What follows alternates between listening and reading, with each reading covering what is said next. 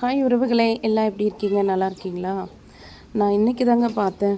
ஒரு குட்டி போடுற இனத்தை விட தாய் மட்டும்தான் போராடுறா குட்டி போடுற இனத்துக்கு.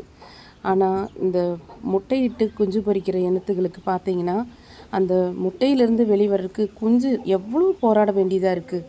அப்பப்போ பார்க்கவே ரொம்ப கஷ்டமாக இருந்தது. அந்த தாய் அதுக்கு மேலே துடிக்கிறா, அந்த குஞ்சு வெளியே வர்றதுக்கு அவ்வளோ சிரமப்படுது. ரொம்ப போராட்டத்துக்கு அப்புறம் தான் அந்த குட்டி வெளியே வருது.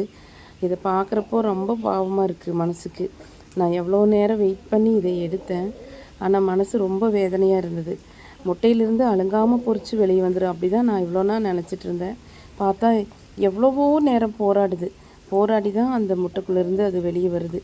மூச்சு விட கஷ்டப்பட்டு அந்த மூக்குகளால் அழகாக அந்த முட்டையை கொத்தி கொத்தி கொத்தி கொஞ்சம் கொஞ்சமாக வெளியே வருது. உள்ளே இருந்துகிட்டே அப்படி கத்துது. வெளியே இருந்துட்டு தாய் வேகமாக முயற்சி பண்ணு, உன்னால் முடியும், நீ இந்த உலகத்துக்கான வெளியே வந்துடலாம், இன்னும் கொஞ்சம் முயற்சி பண்ணு அப்படின்னு சொல்கிற மாதிரி அந்த கோழி கொக்குன்னு சொல்லிகிட்டே இருக்குது. அந்த குஞ்சு முடியலம்மான்னு சொல்கிற மாதிரி இருக்குது. மறுபடியும் உன்னால் முடியும், நீ ட்ரை பண்ணு அப்படின்னு அந்த தாய் சொல்கிற மாதிரி இருக்குது.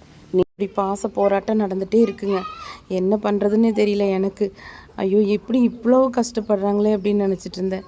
இன்றைக்கி தான் நான் கண்கூட பார்த்தேன். இந்த மாதிரி வேதனைப்படுற விஷயத்த நான் எப்போவுமே பார்த்ததில்ல. எனக்கு குழந்த பிறக்கும்போது எல்லாம் சாமி கும்பிடுவாங்களே அந்த மாதிரி நினச்சி கும்பிட்டேன். அப்புறம் பார்த்தா ஒரு வழியாக இந்த உலகத்துக்கான வெளியே ஓடி வந்துட்டா இந்த பட்டுக்குட்டி.